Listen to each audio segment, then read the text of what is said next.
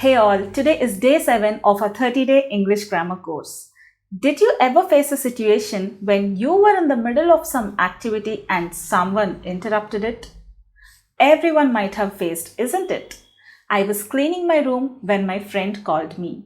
I was reading a book when my phone rang. I was having my lunch when the guests arrived.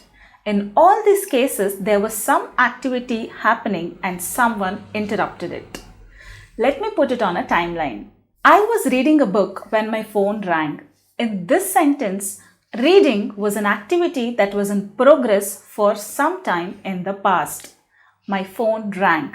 This was also an event in the past, but it happened at a specific point of time. Was reading is in past continuous. Rang is in simple past tense. Since it's an irregular verb, it's not ringed, it is rang, which is a past form of ring. What you can understand from this example is past continuous tense is used when you have an action that was in progress for some time in the past and an other action occurs or interrupts it. As in this case, right? You're reading a book, it was happening for some time in the past and suddenly an action interrupted, which was your phone ringing. The rule of the past continuous tense is subject plus was or were plus ing form of the verb. Depending on the subject you use, you have to select either was or were. In this case, since the subject is I, you selected was. If the subject was they, then you would have selected were. It would have become they were reading. Was and were are nothing but the past forms of the verb to be. They are also known as auxiliary verbs. So you need to follow the rule of past continuous tense while making affirmative statements or positive statements like this. But what if you want to convey a negative statement? It's quite simple. You simply need to add not in front of ing form of the verb. I was not reading. She was not reading. They were not reading. Since you used they, you have to use were, right? They were not reading. But when you talk, you need to use the short form or contracted form of this were not and was not. It becomes wasn't and weren't. I wasn't reading the book. They weren't reading the book. So now you know how to make negative statements in past continuous tense. But what about asking questions? Let's see that now. Was she reading a book? Were they reading a book? Now, depending on the subject you use, you need to start the question either with a was or were.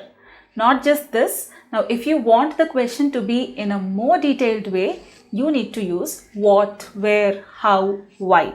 Let's see. What was she reading? What were they doing? Where were they going? The rule of past continuous tense while asking a question is why, what, where, how, plus was or were, which are the past forms of the verb to be, plus the subject plus ing form of the verb. Whenever you want to talk about actions that happen in the past for a longer duration of time, you need to follow the rule of past continuous tense, right? You follow this by adding ing to the verb. Of course, you need to have was or were in front of the verb depending on the subject you use. Yesterday at 8 a.m., I was eating my breakfast. It's a long action that started even before the specified time and ended beyond the specified time of 8 a.m. Here you are emphasizing the duration of time. That is why this sentence is in past continuous tense. Now let me ask you a question. What were you doing yesterday at 3 p.m.? Your answer should be in past continuous tense. At 3 p.m. I was working yesterday. Or I was working yesterday at 3 p.m. This means your activity of work started even before 3 p.m. and ended beyond 3 p.m. So if I have to summarize today's session, the rule of past continuous tense while making affirmative statements or positive sentences, it is subject plus was or were plus ing form of the verb.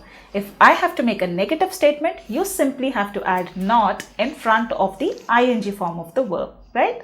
Now it is time for an exercise. It's a simple one. List down 3 statements where one statement is an affirmative or a positive statement and the second one is a negative statement. Third one is of course a question, everything in past continuous tense. This video marks the end of day 7 of a 30-day English grammar course. If you happen to visit my channel for the first time, do not forget to hit the subscribe button. There is a lot more interesting content coming up on this channel.